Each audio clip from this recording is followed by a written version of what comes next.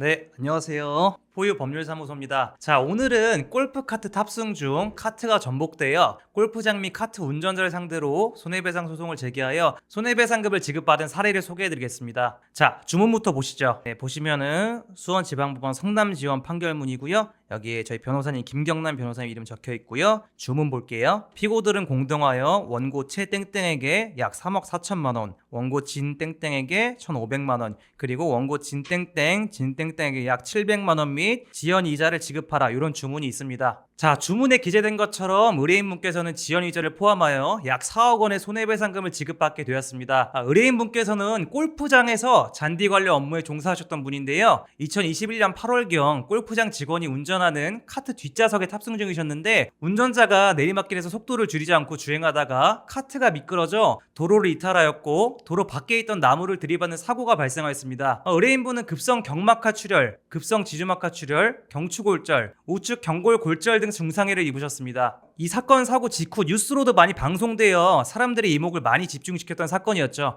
기사문 한번 같이 보겠습니다. 31일 날 경기도 광주시 한 목동의 한 골프장에서 근로자들이 타고 가던 카트가 나무를 들이받고 뒤집어지는 사고가 났다. 이 사고로 카트에 타고 있던 골프장 잔디관리 일용직 근로자 A씨가 숨지고 B씨가 중상을 입었다. 카트를 운전했던 다른 근로자는 경찰 조사에서 브레이크가 작동하지 않았다고 진술한 것으로 전해졌다. 당시 카트에는 근로자 5명이 타고 있었으며 점심을 마치고 잔디관리 작업을 위해 이동하던 중 사고를 당한 것으로 파악됐다. 사고 발생 직후 피해자 가족분들께서는 골프장 측에 손해배상을 요구하였지만 골프장 측에서는 우리는 안전관리 의무를 다해서 과실이 없다. 피해자가 요청해서 태워주다가 사고가 났기 때문에 돈을 못 준다고 주장했다는 겁니다. 이에 피해자 가족분들께서는 억울함을 호소하시며 저희 포유를 방문해 주셨고 의뢰인분의 나이가 많아서 손해배상금을 많이 받을 수 있을지 모르겠다며 안타까움을 호소하셨습니다. 왜냐하면 우리 의뢰인분께서는 사고 당시 만 64세의 나이셨기 때문에 실질적으로 일실수입 부분은 인정받기가 어려운 상황이었어요. 저희는 사고 경위와 의무 기록 등을 토대로 가동연한의 종료로 인해 실수입을 지급받기는 어렵지만 향후 치료비, 개호비, 위자료 등 명목으로 적지 않은 손해배상금을 받을 수 있다고 판단하였습니다.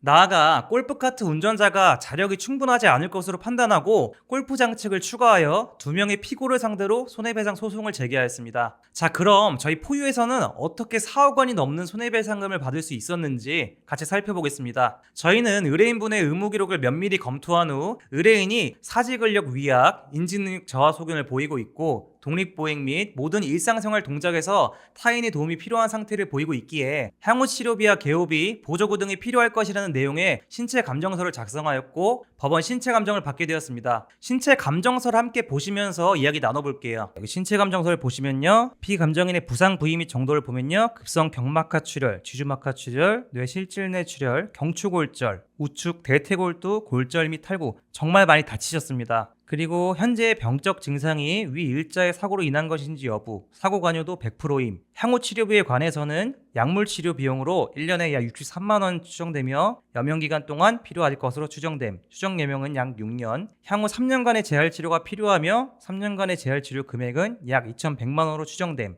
그리고 보조구 비용으로 수동 휠체어 1개에 48만 원, 수명은 5년, 여명기간 동안 필요할 것으로 추정됨. 자, 보신 것처럼 감정인은 약물 치료비, 재활 치료비, 수동 휠체어 비용만 인정해 주었습니다. 여러분들 여기서 주목하셔야 합니다. 저희는 약물 치료비, 재활 치료비, 보조구 비용에 만족하지 않았습니다. 도수근력 검사와 같은 검사 비용, 전동 리프트, 욕창 예방 매트리스, 욕창 예방 방석, 기저귀와 같은 보조구 비용이 필요하다는 의견을 제시하였고 재판부로부터 기존 감정인이 인정한 비용에서 1,300만 원 이상 추가된 금액을 인정받았습니다. 이러한 부분은 교통사고 분야에 지식과 경험이 많은 변호사만이 할 수 있는 부분입니다. 자, 다음으로 노동력 상실률을 보면요, 피감정인의 경우 맥브라이드 노동력 상실표 두부 내 척소송사 항목에 따라 100%의 노동력 상실률을 추정한다. 그리고 개호 여부에 관해서는 교통사고 이후부터 감정 당일까지 피감정인이 개호인이 필요한지 여부에 관해서 수정받을 지수 평가에서 식사하기 항목만 중등도 도움, 나머지 모든 항목에서 전적인 도움 또는 최대한 도움이 필요한 상태로 개호가 반드시 필요한 상태임.